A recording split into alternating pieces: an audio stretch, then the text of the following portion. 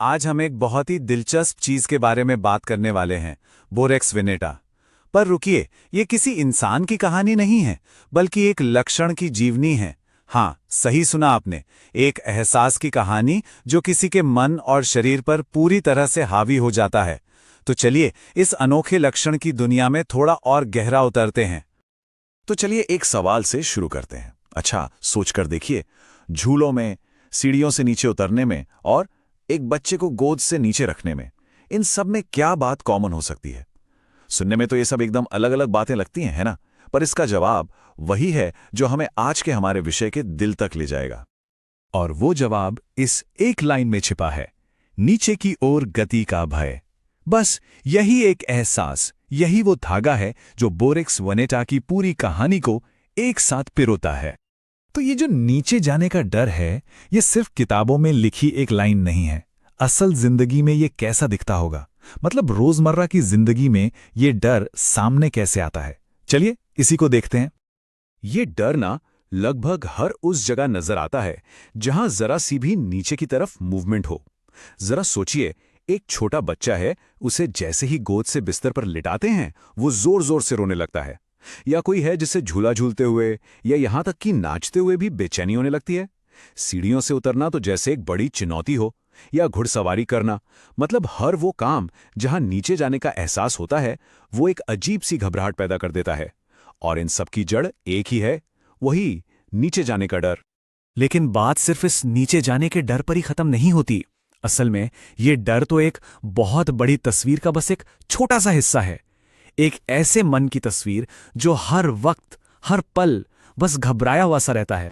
इसे सोर्स में अत्यधिक घबराया हुआ कहा गया है। मतलब एक ऐसी हालत जहां कोई भी छोटी मोटी अजीब सी आवाज भी इंसान को डरा सकती है। ये एक तरह से दिखाता है कि नर्वस सिस्टम कितना ज्यादा सेंसिटिव हो गया है।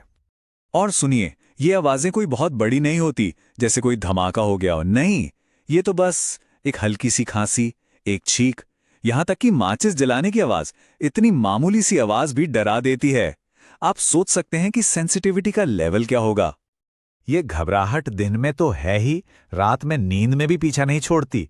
खास तौर पर बच्चों में ऐसा देखा जाता है कि वो अचानक सोते सोते जाग जाते हैं, शायद कोई सपना देखकर, और बिना किसी वजह के अपने पालने को जोर से पकड़ लेते हैं, जैसे किसी चीज से डर गए हों। तो ये जो अंदर की बेचैनी है, वो सिर्फ मन के अंदर ही नहीं रहती, ये बाहर शरीर पर भी अपनी छाप छोड़ती है। कुछ ऐसे निशान, कुछ ऐसे संकेत जिन्हें हम अपनी आंखों से देख सकते हैं। बालों के बारे में जो लिखा है वो तो सच में बहुत ही अजीब है। बाल ना उलझकर बेजान से हो जाते हैं और उनके सिरों पर गुच्छे बन जाते हैं। और सबसे हैरान करने वाली बात यह है कि अगर आप इन गुच्छों को काट भी दें तो वो फिर से वैसे ही बन जाते हैं। उन्हें कंघी से सीधा करना तो जैसे नामुमकिन सा हो जाता है। आंखों में भी एक खास तरह की दिक्कत देखने को मिलती है। पलकों पर एक सूखा चिपचिपा सा पदार्थ जम जाता है और इसकी वजह से पलकें अंदर की तरफ मुड़ जाती हैं, जिससे आंखों में जलन और सूजन होने लगती है। अब नाक की बात करते हैं। नाक बंद होने का भी एक बड़ा अजीब सा पैटर्न है। ऐसा नहीं कि कभी कोई भी साइड बंद हो गई, नहीं, इसका एक फिक्स तरीका है। हमेशा पहले दाईं यानी राइट नॉस्ट्रल बंद होती है और फिर उसके बाद बाईं यानी लेफ्ट नॉस्ट्रल। आगे मुंह के लक्षणों की बात करने से पहले एक शब्द को समझना जरूरी है, एफ्थ। ये क्या होते हैं?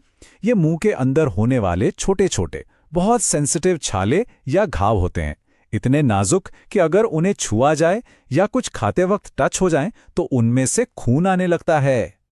तो ये जो एफ्थे हैं, ये जीभ पर और गालों के अंदर वाली साइड पर हो जाते हैं, और जैसा मैंने बताया, खाते या छूते ही इनसे खून बहने लगता है।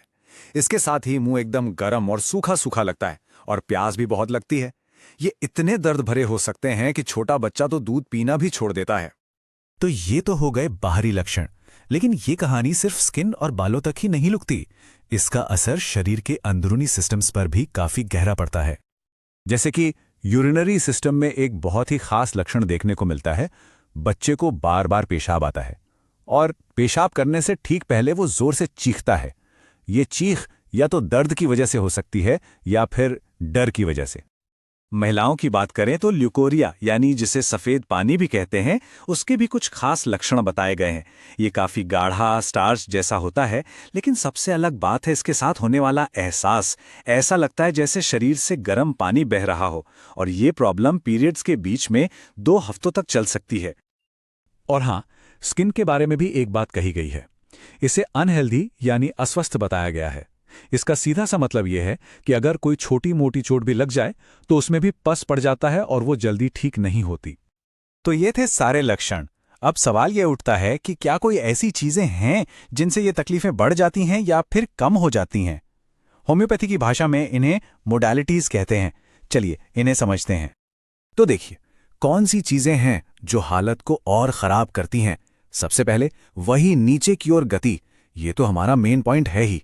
इसके अलावा अचानक होने वाली हल्की आवाजें, स्मोकिंग और ठंडा नम मौसम भी तकलीफ को बढ़ाते हैं। और पेशाब करने से ठीक पहले भी दिक्कत बढ़ती है। अच्छा, तो आराम कैसे मिलता है? आराम मिलता है दबाव से, या फिर जिस हिस्से में दर्द है उसे जोर से पकड़ने से।